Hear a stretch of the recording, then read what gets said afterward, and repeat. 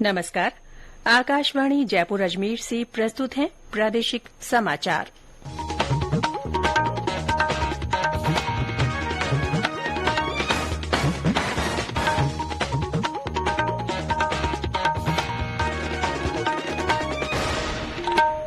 मुख्य समाचार।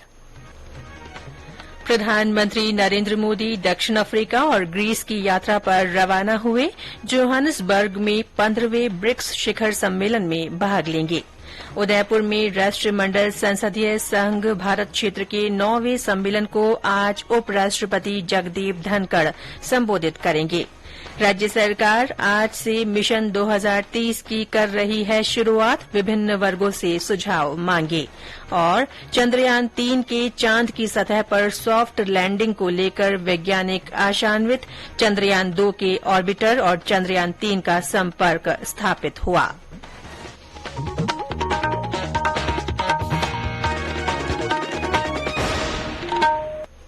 समाचारों के साथ मैं रितिका गुप्ता। और अब समाचार विस्तार से। प्रधानमंत्री नरेंद्र मोदी आज दक्षिण अफ्रीका और ग्रीस की 4 दिनों की यात्रा पर रवाना हुए। वे जोहान्सबर्ग में 15वें ब्रिक्स शिखर सम्मेलन में भाग लेंगे। दक्षिण अफ्रीका रवाना होने से पहले प्रधानमंत्री ने कहा कि ब्रिक्स शिखर सम्मेलन भविष्य में सहयोग के क्षेत्रों की पहचान और संस्थागत विकास की समीक्षा का महत्वपूर्ण अवसर देगा। उन्होंने कहा कि ब्रिक्स शिखर सम्मेलन के लिए ब्रिक्स विभिन्न क्षेत्रों में सहयोग के मजबूत एजेंडे को बढ़ावा दे रहा है। प्रधानमंत्री ने कहा कि वे दक्षिण अफ्रीका के राष्ट्रपति सिरिल रामफोसा के निमंत्रण पर सम्मेलन में भाग लेने जा रहे हैं। दक्षिण अफ्रीका अभी ब्रिक्स की अध्यक्षता कर रहा है। श्री मोदी ने कहा कि जोहान्सबर्ग में वे ब्रिक्स अफ्रीका आउटरीच और ब्रिक्स प्लीज संवाद कार्यक्रमों में भी हिस्सा लेंगे। ये कार्यक्रम ब्रिक्स शिखर सम्मेलन की गतिविधियों का हिस्सा है। उन्होंने कहा कि ग्रीस के प्रधानमंत्री काइरियाकोस मित्सोताकिस के निमंत्रण पर दक्षिण अफ्रीका से वे एथेंस जाएंगे। प्रधानमंत्री ने कहा कि उन्हें 40 वर्षों बाद ग्रीस की यात्रा करने वाले पहले भारतीय प्रधानमंत्री होने का गौरव प्राप्त होगा। प्रधानमंत्री ने कहा कि ग्रीस की उनकी यात्रा से दोनों देशों के बहुमुखी संबंधों के नए अध्याय की शुरूआत होगी। सड़क परिवहन और राजमार्ग मंत्री नितिन गडकरी आज नई दिल्ली में Bharat new car assessment program Bharat NCAP का शुभारंभ करेंगे। सड़क परिवहन और राजमार्ग मंत्रालय ने कहा है कि सड़क सुरक्षा में सुधार के लिए सरकार की प्रतिबद्धता की दिशा में ये एक महत्वपूर्ण कदम है। इसके अंतर्गत देश में 3.5 टन से अधिक वजन वाले मोटर वाहनों के सुरक्षा मानकों में बढ़ोतरी की गई है। इस कार्यक्रम का उद्देश्य कार खरीदने वाले ग्राहकों को ऐसी सुविधा उपलब्ध कराना है जिसके जरिए वे बाजार में उपलब्ध मोटर वाहनों की टक्कर के दौरान सुरक्षा का तुलनात्मक मूल्यांकन कर सके। परीक्षणों में प्रदर्शन के आधार पर बच्चों और वयस्क सवारियों के लिए कार को स्टार रेटिंग दी जाएगी। उदयपुर में राष्ट्रमंडल संसदीय संघ भारत क्षेत्र के 9वें सम्मेलन को आज उपराष्ट्रपति जगदीप धनखड़ संबोधित करेंगे। 2 दिन के इस सम्मेलन का आज समापन हो रहा है। इस सम्मेलन का मुख्य विषय डिजिटल युग में लोकतंत्र और सुशासन को मजबूत करना है। सम्मेलन का कल लोकसभा अध्यक्ष ओम बिरला ने उद्घाटन किया था। इस अवसर पर उन्होंने कहा कि लोकतांत्रिक संस्थाओं को और ज्यादा जवाबदेह बनाने में तकनीक की भूमिका महत्वपूर्ण हो सकती है। हम सबसे बड़े आबादी वाले देश हैं, यह हमारे लिए चुनौती है और इसीलिए पीठासीन अधिकारियों की विशेष जिम्मेदारी होती है कि हम अपने अपने सदनों को किस तरीके से चलाना चाहिए। अभी हमारे पूर्व वक्ताओं ने कई विषयों को अलग अलग ढंग से रखा है और उस ढंग के रखने के साथ साथ हमने देखा कि इस 75 वर्ष की लोकतंत्र की यात्रा के अंदर जनता भी सजग हुई है और जनता सजग होने के साथ साथ उनकी अपेक्षा आकांक्षा भी बढ़ी है और इसीलिए इन अपेक्षा आकांक्षाओं को हम कैसे पूरी कर सकते हैं, यह हमारे लिए चुनौती है। सम्मेलन को संबोधित करते हुए राज्यसभा के उपसभापति हरिवंश ने कहा कि डिजिटल क्रांति ने भारत की तस्वीर बदल दी है। कार्यक्रम में मुख्यमंत्री अशोक गहलोत ने कहा कि सोशल मीडिया के माध्यम से समाज को जागरूक करने और अपराध पर नियंत्रण का काम किया जा सकता है। इस बीच उपराष्ट्रपति की उदयपुर यात्रा को देखते हुए विशेष इंतजाम किए गए हैं। श्री धनखड़ पहले चित्तौड़गढ़ जाएंगे। वहां विभिन्न कार्यक्रमों में भाग लेने के बाद दोपहर में सम्मेलन के समापन सत्र में भाग लेंगे। सम्मेलन में हिस्सा लेने के लिए राज्यपाल कलराज मिश्र भी उदयपुर पहुंचे। वे सम्मेलन के समापन सत्र में शामिल होंगे।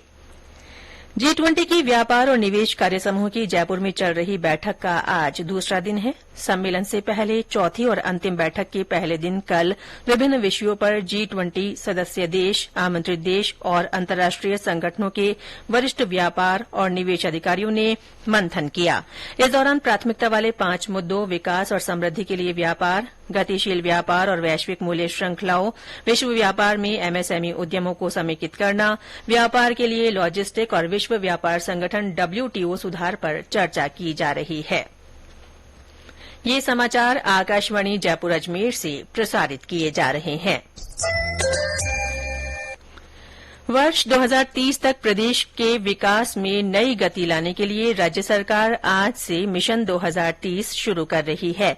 मिशन का लक्ष्य अगले 7 सालों में राज्य के विकास की गति को 10 गुना करना है। इस संबंध में मुख्यमंत्री अशोक गहलोत ने प्रदेश के विभिन्न वर्गों से उनके सुझाव मांगे हैं।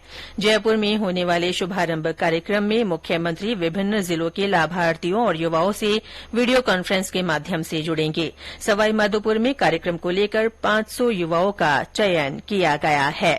जिला कलेक्टर ने बताया कि आगामी 1.5 महीने के दौरान मिशन 2030 के तहत प्रबुद्धजन, विषय विशेषज्ञों, हितधारकों और युवाओं से उनकी आकांक्षाओं और अपेक्षाओं को जानकर विजन 2030 दस्तावेज तैयार किया जाएगा। भारत के महत्वाकांक्षी उपग्रह चंद्रयान 3 ने लैंडर की मदद से चांद की सतह पर सुरक्षित लैंडिंग क्षेत्र की पहचान की प्रक्रिया शुरू कर दी है।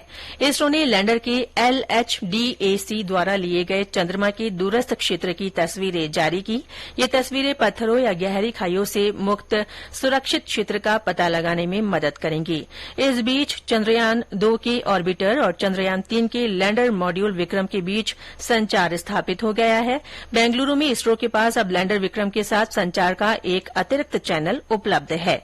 इसरो ने कहा है कि चंद्रयान 2 के ऑर्बिटर ने औपचारिक रूप से चंद्रयान 3 के लैंडर मॉड्यूल का स्वागत किया। चंद्रयान 2 की ऑर्बिटर को जुलाई 2019 में अंतरिक्ष में प्रक्षेपित किया गया था। ये अब भी चंद्रमा के चारों ओर चक्कर लगा रहा है। इसरो वैज्ञानिकों ने उम्मीद जताई है कि लैंडर विक्रम कल शाम तय समय पर चंद्रमा के दक्षिणी ध्रुव के पास सॉफ्ट लैंडिंग करेगा। लैंडिंग का सीधा प्रसारण दूरदर्शन के राष्ट्रीय चैनल और अन्य सोशल मीडिया प्लेटफॉर्म पर उपलब्ध रहेगा। प्रदेश में लक्खी मेलों में रोडवेज बसों के किराए में मिलने वाली रियायत को बढ़ाकर 50% कर दिया गया है। रोडवेज के प्रबंध निदेशक नथमल डिडेल ने बताया कि श्रद्धालु राज्य सरकार की इस बजट घोषणा का लाभ आज से शुरू होने वाले लक्खी मेले के लिए भी ले सकते हैं।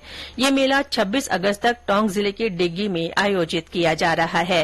इस बीच जयपुर से डिग्गी के लिए सालाना लक्खी पदयात्रा आज से शुरू हुई। चौड़ा रास्ता स्थित ताड़केश्वर मंदिर से बड़ी संख्या में श्रद्धालु कल्याण धनी के नारे लगाते हुए रवाना हुए। राजस्थान पुलिस में कांस्टेबलों की भर्ती में न्यूनतम प्राप्तांकों में भूतपूर्व सैनिकों को 5% की छूट दी जाएगी। भर्ती के लिए ऑनलाइन आवेदन मांगे गए हैं। इस संबंध में पुलिस मुख्यालय ने कल संशोधित विज्ञप्ति जारी की। अतिरिक्त पुलिस महानिदेशक भर्ती सचिन मित्तल ने बताया कि 2022 की सीनियर सेकेंडरी लेवल की समान पात्रता परीक्षा में न्यूनतम अंकों में सामान्य, पिछड़ा वर्ग, अति पिछड़ा वर्ग और आर्थिक रूप से कमजोर वर्ग के लिए 105 अंक तथा अनुसूचित जाति और जनजाति के लिए 93 अंक और टीएसपी के लिए 75 अंक निर्धारित किए गए हैं। और अंत में मुख्य समाचार एक बार फिर। प्रधानमंत्री नरेंद्र मोदी दक्षिण अफ्रीका और ग्रीस की यात्रा पर रवाना हो गए हैं। श्री मोदी जोहान्सबर्ग में 15वें ब्रिक्स शिखर सम्मेलन में भाग लेंगे। उदयपुर में राष्ट्रमंडल संसदीय संघ भारत क्षेत्र के 9वें सम्मेलन को आज उपराष्ट्रपति जगदीप धनखड़ संबोधित करेंगे। राज्य सरकार आज से मिशन 2030 की शुरूआत कर रही है। सरकार ने विभिन्न वर्गों से सुझाव मांगे हैं। और चंद्रयान 3 के चांद की सतह पर सॉफ्ट लैंडिंग को लेकर वैज्ञानिक आशान्वित हैं। इस बीच चंद्रयान 2 के ऑर्बिटर और चंद्रयान 3 का संपर्क स्थापित हो गया है। इसके साथ ही प्रादेशिक समाचार बुलेटिन समाप्त हुआ। नमस्कार।